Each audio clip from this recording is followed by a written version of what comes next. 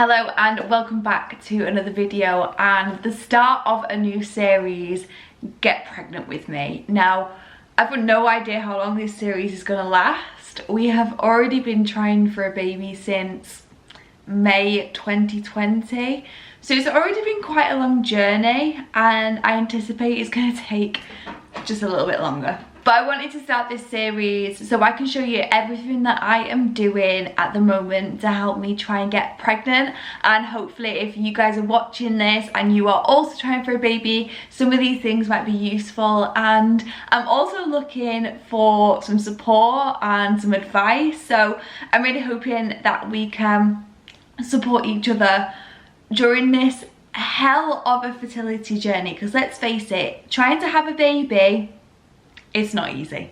So I thought in this series I could show you things like what I am eating, what I am taking in terms of supplements, books that I'm reading, update you on any appointments because like I've got my first fertility assessment appointment coming up, and just really document everything that I'm doing to get me from this point to you seeing me full pregnant belly, not an endo pregnant belly, and having a baby. Because I keep trying to tell myself that it's going to happen, that one day it is going to happen, and I don't know when that day is, but when that day comes, like, it's going to be really special. And that's literally the only thing that I can tell myself to keep myself going at the moment, because it is starting to get really hard. If you're new to my channel, I have polycystic ovaries, I have endometriosis, and I suffered a miscarriage in February of this year. So we're now in August, we're still not pregnant again, we're trying naturally, and it just doesn't seem to be happening for us. So we have decided to just do like a full like flip 360 on our lives, and we're trying to do absolutely everything that we can to, for me, improve my egg quality, obviously for my husband, improve sperm quality, and really try to nail this getting pregnant in the bid of trying to avoid having to have IVF. Now obviously if I have to have it and that's what the doctor says, you know, I'm on board, I'm willing, I am, you know, happy to go for it. But if we could do this naturally, I would be so happy. So that's what we're trying to achieve, and I want to bring you guys with me, and I also want something to look back on when I'm pregnant and something that I can show my baby in the future to show that we really loved them and that we wanted them and that we did everything that we could to have them. So yeah, I've rambled there, but I just wanted to introduce the new series, Get Pregnant With Me. And today I thought I would start by showing you some changes that I've made to my diet, what I'm eating, particularly for my PCOS, because with my PCOS I've got insulin resistance, so really trying to manage my sugars. So yeah, I thought I would start off by showing you everything that I'm eating, and yeah, I think that's it. So I'm starving and I'm ready for some breakfast. I've been having the same breakfast pretty much for like, I'm gonna say like 2 weeks. Do you know when you like something and you don't want to change it and you think like that will do? So I'm gonna make some breakfast and then I will show you what we're gonna have. Okay, breakfast. So first things first is water, and in this I just add apple cider vinegar, a pinch of salt for electrolytes, and usually some lemon, but I don't have any. I do advise if you do drink water like this that you drink it out with straw just because of the vinegar, and I drink apple cider vinegar water. I usually try and do it before each meal, but sometimes I forget, and that is to manage my blood sugars. And then for breakfast on my cat plate, I have got 1 egg, and it's probably roughly about 100 grams of egg whites, and this is for protein and fats. And then over here I have got some berries, some coconut yogurt, because if you didn't know, I don't eat dairy or gluten due to inflammation, and some cashew butter.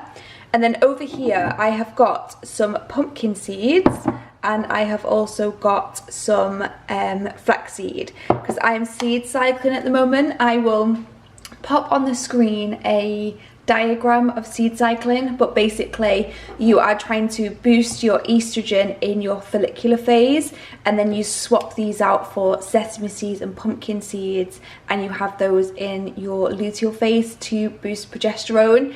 Now this is naturopathy sort of medicine. It's not got a lot of science behind it, but I do try and mix sort of like the holistic medicine as well as sort of like Western medicine and medication. So I'm going to pop a tablespoon each on here. And yeah, that is my breakfast for this morning. And I actually think I am going to go and enjoy this outside because the weather looks absolutely beautiful. So I'm going to eat this, do some journaling, and then I'll see you guys at lunch. Hello, it's lunchtime. I've got you balanced into plants. Are you gonna hold? Fingers crossed. And lunch is actually leftovers, which is great, easy, grab it on the go. Well, I'm working from home, so not quite on the go. In fact, I can take my glasses off now. I've now got to wear glasses when I'm like driving on the computer. That is a sign of me getting old. But anyway, going back to lunch, I have got leftovers, which I'll grab now. So I made 3 portions of this and I've just been eating it throughout the week. So I have got not very much left, to be honest. Some fish and lentil curry. So it's just packed full of vegetables with just like a white fish. I think it was a bassa, and some green lentils, just some curry spices and a tin of tomatoes. I think that's it. And I've literally just been heating that up throughout the week. Put in it with some spinach, like dead quick and easy. And then I've also been having a raspberry leaf tea to go with this. So my acupuncturist has told me that I need to eat warm foods to warm up my uterus, really promote that, you know, nice juicy uterine lining. Uterine? Is that the right word? Thickening my lining of my uterus, that's what I'm trying to say. So I've been trying to make sure that each meal has got like warm elements in it.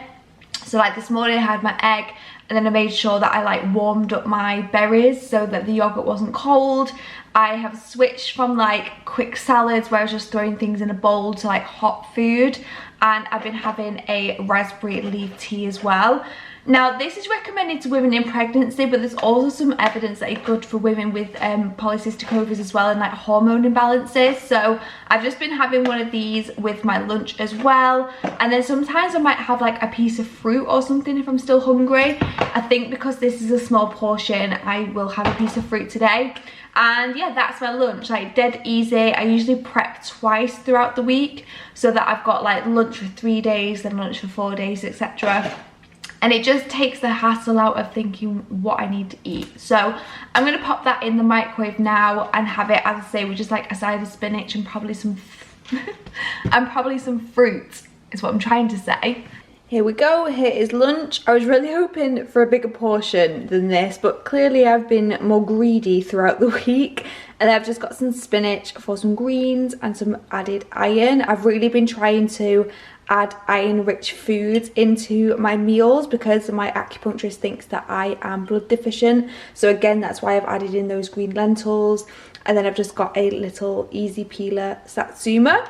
So that's going to be my lunch. And yeah, I've really just been trying to look at food as like, what does it have in it that's going to help me in terms of fertility? So things like adding spinach to meals for iron, adding healthy fats for breakfast because healthy fats are good for the hormones.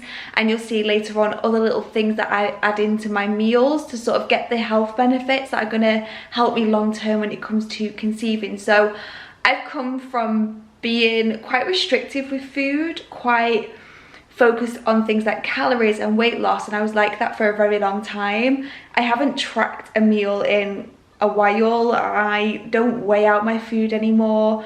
I don't think about the calories that are going to be in the food. I'm really trying to just think about the nutrients and what my body needs. So I really have come a long way in terms of food and fertility, because I was definitely somebody who was more body conscious and cared about what I looked like, whereas now I'm really trying to think about what the food's doing to the inside, and that's been a massive shift for me, and it's taken me a hell of a long time to get here, but I'm finally here, and I'm actually really enjoying eating for my health and for my fertility.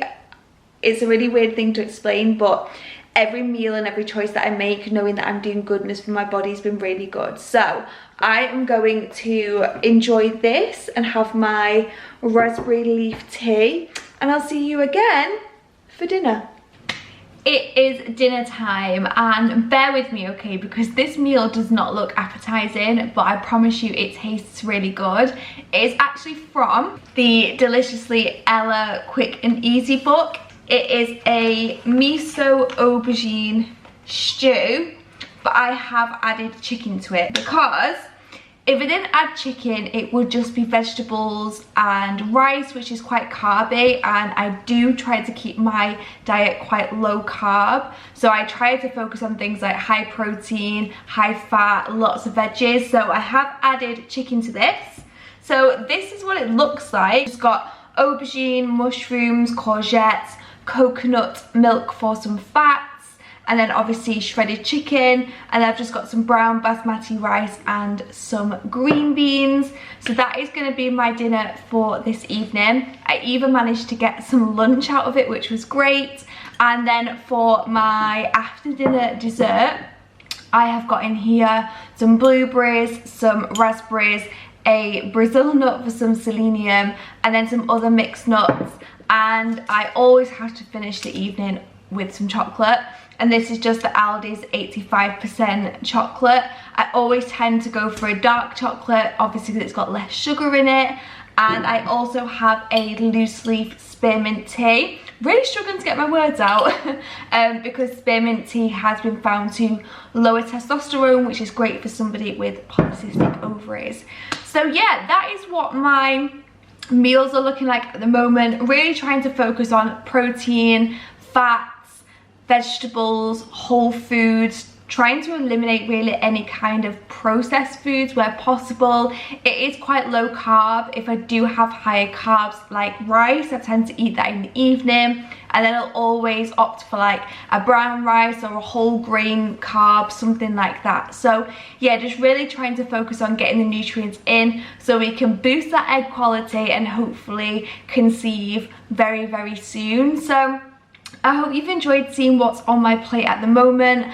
I do tend to eat kind of the same breakfasts and lunches, and then just switch up dinners to, you know, take away the decision fatigue. So yeah, I'm going to end out the video here. Thank you so much for watching. Next video will probably be an ovulation video, because next week we should hopefully be ovulating. So don't forget to hit that subscribe button, give this video a big thumbs up, and comment down below if you're also on your TTC journey, because I'd love to hear from you. But other than that, I will see you next week for another video. Bye guys.